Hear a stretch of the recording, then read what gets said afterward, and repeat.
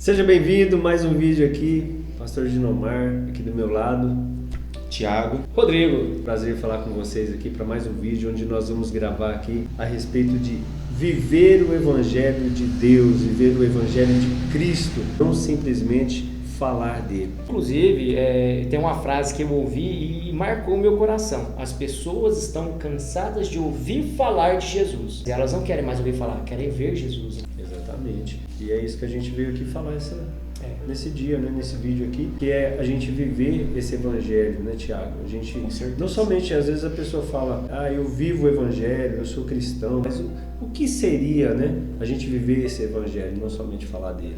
Posso até falar por mim, acredito que com vocês pode ter acontecido também, né? A gente começa a frequentar a igreja, inclusive eu comecei a frequentar a igreja com medo de ir pro inferno. Mas depois eu conheci o amor de Cristo. Foi depois de uns 3 para 4 anos que eu comecei verdadeiramente a buscar viver o evangelho de Cristo, não simplesmente ir para a igreja. Inclusive, a palavra de Deus nos fala, né? Deus falou, façamos o homem à nossa imagem e semelhança. Quando Deus fala isso, ali está reunida a Trindade, que quer dizer que nós temos que ser no seu caráter parecido com Cristo, parecido com Deus, com a Trindade, no seu caráter, na sua maneira de agir. Isso é viver o Evangelho. não tem nada melhor do que quando a gente vai para a igreja, aí depois de um tempo as pessoas encontram nós na rua, né? Pessoas que às vezes nem conhecem a gente, chegam e falam assim, você é crente, né?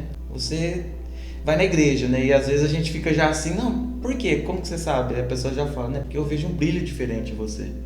Né? E não tem nada melhor que é ver as pessoas reconhecendo Deus na sua vida, né? Legal.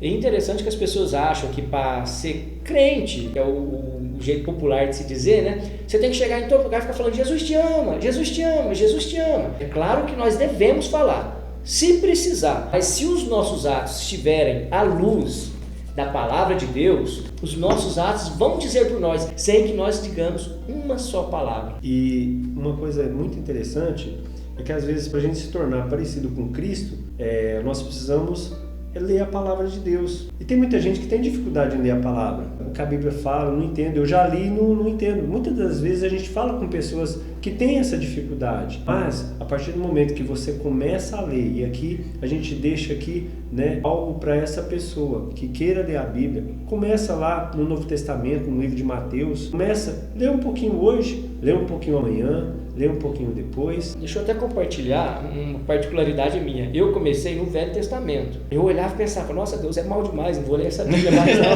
Mas no meu coração eu não conhecia o amor de Cristo, né? Eu, inclusive, também, quando comecei a ler, eu falava isso também. Falei, não adianta, eu leio lá, não entendo nada, não consigo entender nada. Só que a gente vai pedindo, né, pro Espírito Santo, se revelando. Uma outra mostrando. falha muito grande, que a maioria de nós, quando a gente começa a ler a Bíblia, a gente quer ler, conhecer essa palavra para julgar o próximo. Mas a primeira pessoa que nós devemos julgar somos nós mesmos. Precisamos melhorar. A gente não tem que ler para ser advogado dos outros, e sim ser advogado nosso, melhorar. Hoje eu tenho que ser, no mínimo, melhor do que eu fui ontem. E amanhã, melhor do que eu fui hoje. Muito interessante. Inclusive, outro dia eu estava vendo uma pessoa compartilhando que nós temos o espelho.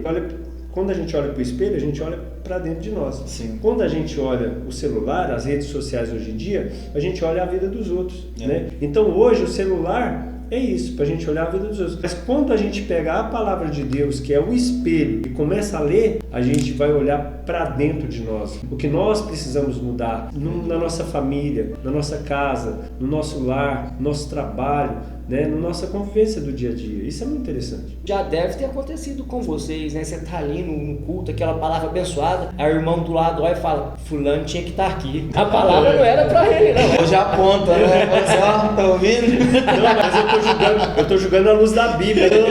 Não, irmão, não pode, né? Tira a trava do teu olho, né? Você tem uma coisa que a gente pode e deve fazer pelo próximo, é orar por ele. A gente pode dar uma orientação, dar uma opinião, se a pessoa pedir. Porque normalmente as pessoas têm mania de chegar na gente e querer opinar na vida da gente. É complicado. Agora, se a pessoa aceita a opinião, a gente tem que ver também o que a pessoa quer.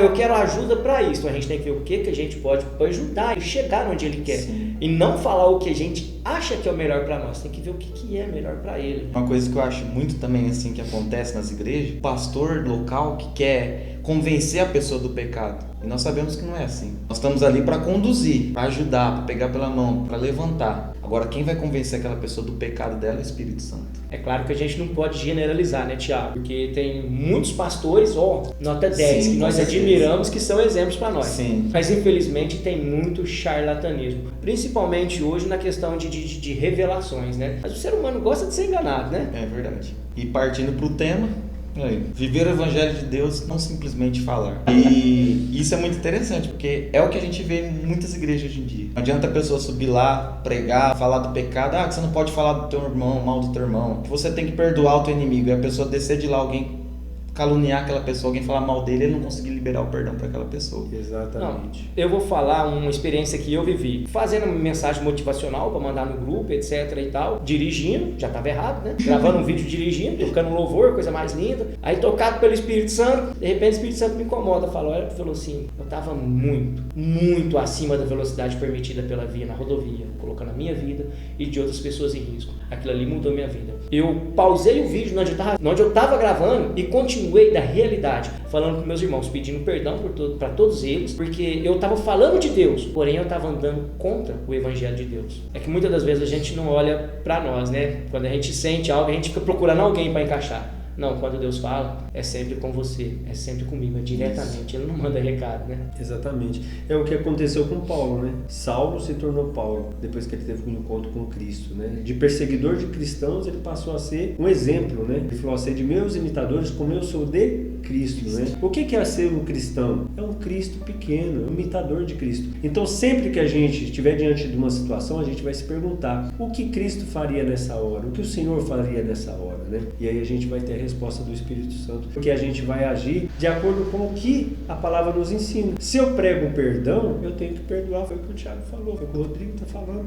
né? Então as minhas condutas diante das pessoas vão ser sempre as mesmas, pautadas na palavra de Deus. Isso é viver o Evangelho de Deus, Sim. Não simplesmente falar dele. E não tem nada pior que é você subir no altar, pregar, depois a pessoa pegar e falar lá, ele tá fazendo isso e agora sobe lá para pregar. Eu acho que isso é terrível. Nossa. E é o que muito acontece hoje em dia. Por que muitas pessoas não estão mais querendo ir para a igreja, não querem mais saber de pastor? Generalizaram, né? Isso. Pastor é ladrão, pastor rouba, pastor fica apontando pecado dos outros, pastor faz isso, faz aquilo, porque não consegue mais enxergar Deus na vida daquela pessoa. Eu acho que isso é o pior de tudo, né? Realmente é difícil uma pessoa que está vivendo uma vida errada e te adverter de algum erro seu, né? Sim. É claro que o erro dela não me dá legalidade para cometer erros também, mas a gente de certa forma se sente assim, né? Uma pessoa que não está preocupada em corrigir a vida dela, mas está preocupada em tentar tomar conta da vida do outro. Agora, uma coisa é muito interessante, se a gente convive com boas pessoas, a gente sente o desejo de ser bom também.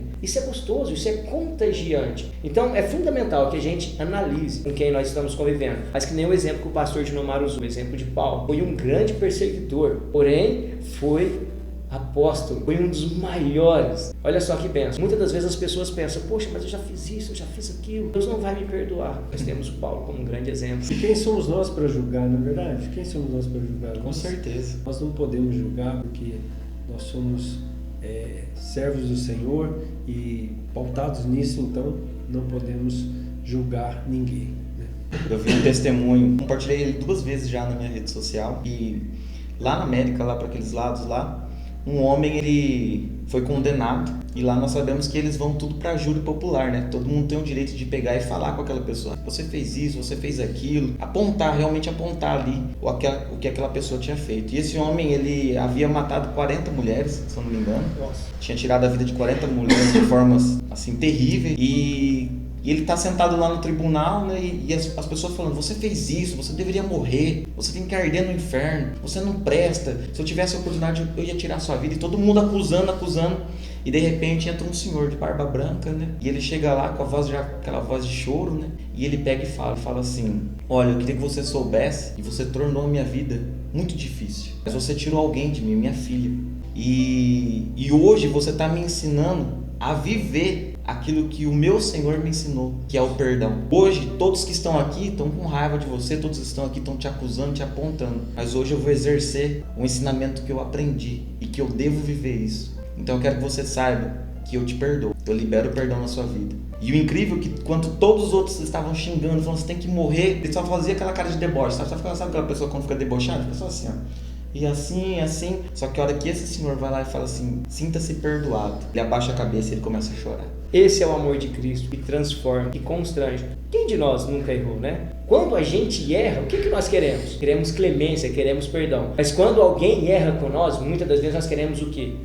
Justiça, tá certo? Será que nós estamos sendo justos conosco mesmo? Bora lá. Fica a pergunta. Bora lá, né? Bora viver, bora lá. Peraí. Eu precisava tomar uma água, mas vamos lá. Bora lá, bora viver o Evangelho. Chega de simplesmente falar do Evangelho. Se a gente vivesse verdadeiramente o Evangelho, nós não precisaríamos convidar ninguém para ir para as nossas igrejas, porque todas as igrejas estariam cheias, simplesmente pelo nosso testemunho. Os nossos atos vão falar muito mais alto do que as nossas palavras. Só que é o contrário, né? Nós, muitas das vezes, falamos algo e agimos totalmente ao contrário. Bora fazer a diferença. Bora lá, bora viver o Evangelho, não somente falar dele. Bora lá!